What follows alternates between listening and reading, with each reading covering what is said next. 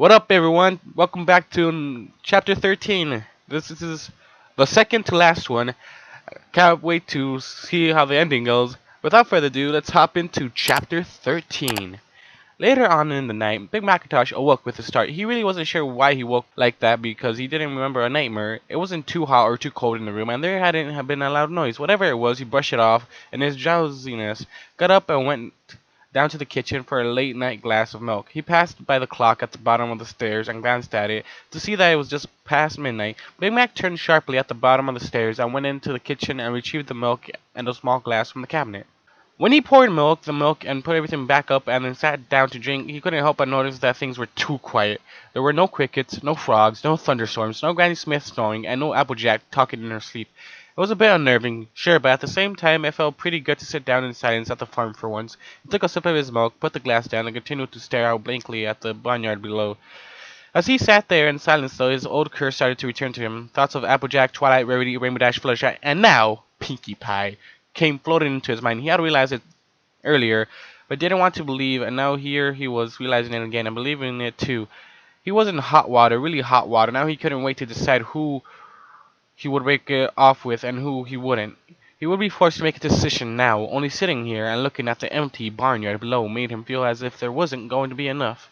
His conscience burdened him to tell the truth to all of them. No matter how much it hurt them or himself, it would only continue to do more damage if he didn't tell the truth. He concluded that if he stood up and admitted it like a stallion, then it would be better and hurt every pony less than them fighting out on their own. Big Mac's realization and condemnation was that by all of the mares being so close, they would eventually find out. It may take 5 days, 5 months, or 5 years, but eventually they will all find out. Big Mac was ready to stand, though, and show what kind of stallion that he was. He pulled 5 pieces of paper and 5 envelopes out of the nearby drawer and began to draft up a letter that he would send out to all of the mares. Applejack he could tell to be there himself. He wrote out the letters with the exact same content to all of the mares, asking that they would be at the barn at 2 o'clock sharp in 2 days.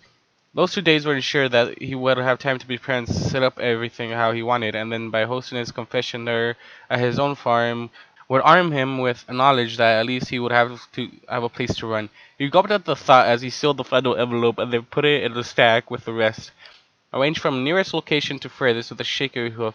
He took the final drink of his milk, stood, and after placing his glass in the sink and collecting the envelope, headed for Ponyville under the cover of darkness. Once he arrived in town, the sound of the running stream, the light of the moon, and the candlelight of the street lamps his only friend. He first headed for the Golden Oaks Library. He snuck up onto the front door, opened the mailbox quietly, then slid the letter inside.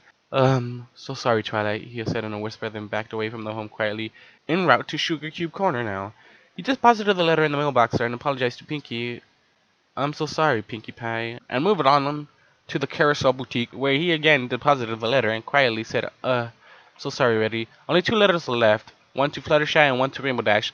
There was no way that he was getting up to Rainbow Dash's house, so he stopped by the mail office on the way to Fluttershy's and quietly dropped the letter in a box labeled delivery. After that, it was a dark and lonely walk out to Fluttershy's cottage.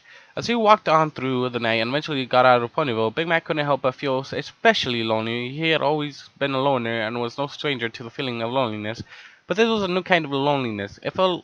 It left the feeling of a pit in his stomach, and it made his heart feel like it was ripped into shreds. But the only thing that kept him going now was the knowledge that what he was doing was the right thing.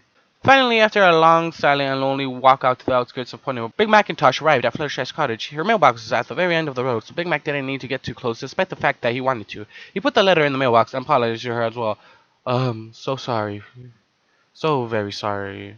Fluttershy. He was silent for a moment as he merely stared up at her cottage. He went to walk away but found himself unable to as his eyes remained locked on her cottage. A line he remembered from one of his books put it best. Love is cruel. Small tears started to swell in his eyes as he continued to look up towards the cottage and think of the beautiful and sweet Mary inside of it. He had always wanted her to be his soulmate, but instead he butched it all, and now he would never have her. All the best because he didn't deserve her. Droplets of tears coming down his cheeks. Big Macintosh turned and headed back for the farm. He just wanted to get back and get to sleep. On the way back through town, he either passed or caught a glimpse of each and every home of the mares that he had slept with. He tried his best not to look at them, but found himself unable to shift his eyes away from the windows and leaves that made up the library or from the castle-like roof of the boutique. He sighed and continued his lonely walk back home. Finally, Big Mac arrived at the farm and wasted no time in getting back up to his bed. He closed the door quietly behind him and then climbed into bed. He had to be up early tomorrow so that he could catch Applejack after breakfast and ask for her to be at the barn at 2. He tried to get to sleep, but no matter how hard he tried, he couldn't seem to get to sleep because of the thoughts and the images of the ponies he had slept with coming into his head. Truthfully, he had fallen in love with them. Sure, he knew that there were some that did it just for play, like Applejack and Rainbow Dash and Pinkie Pie, and though he harbored feelings for them as well, he truly did love the others. He hated to see them go, and he knew that they would probably hate them for the rest of their lives, but at the same time he knew that he was already in too deep. No matter how much he hated to do this, and no matter how hard he just wished this would all go away, he knew that he was past the point of no return. 100,000 stories have filled my head as I look for the answers in what I've read, secretly waiting for my life to change. And with this transformation